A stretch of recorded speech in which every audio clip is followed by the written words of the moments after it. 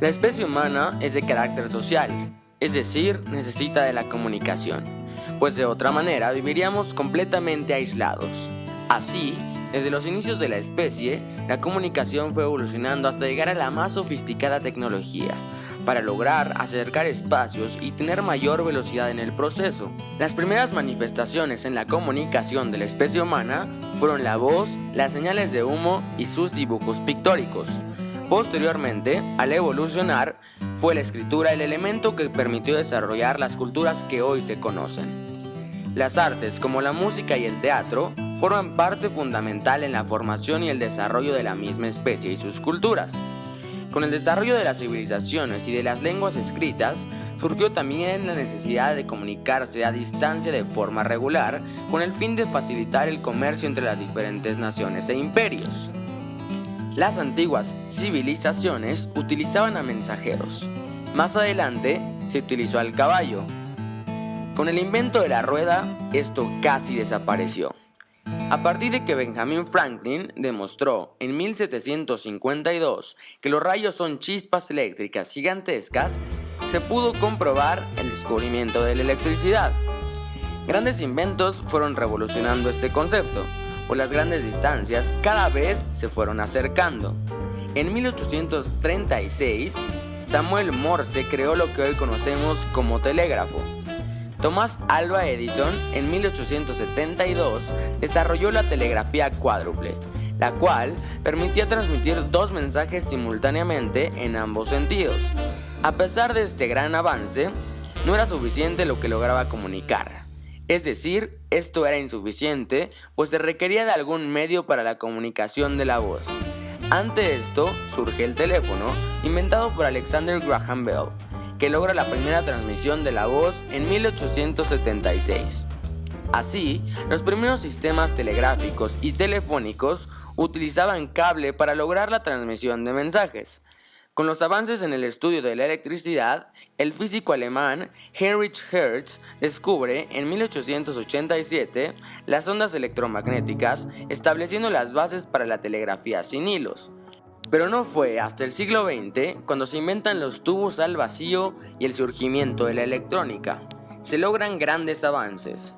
Se inventa el radio y la primera emisión fue en 1906 en los Estados Unidos.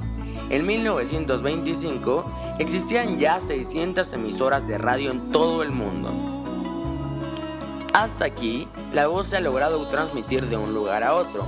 Pero ¿qué pasa con la imagen? Si una imagen dice más que 1000 palabras. En 1826, físico francés Nicéphore Niepce, utilizando una plancha metálica recubierta de betún, expuesta durante 8 horas, consiguió la primera fotografía. Perfeccionando este procedimiento, el pintor e inventor francés Louis-Jacques Mandé de Guerre descubrió un proceso químico de revelado que permitía tiempos de exposiciones mucho menores, consiguiendo el tipo de fotografía conocido como daguerrotipo. En el siglo XIX se desarrolla este invento hasta llegar al cinetoscopio, presentado por Thomas Edison en 1889 y lo patentó en 1891. Los hermanos Lumière presentan y patentan el cinematógrafo en el año de 1895.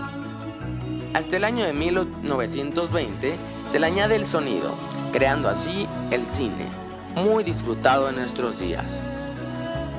Desde las primeras máquinas programables manualmente, máquina diferencial de Babbage o con procedimientos electrónicos, ENIAC con tubos al vacío en 1947, hasta nuestros días de potentes computadoras digitales que se han introducido en prácticamente todas las áreas de la sociedad: industria, comercio, educación, comunicación, transporte, entre otras cosas.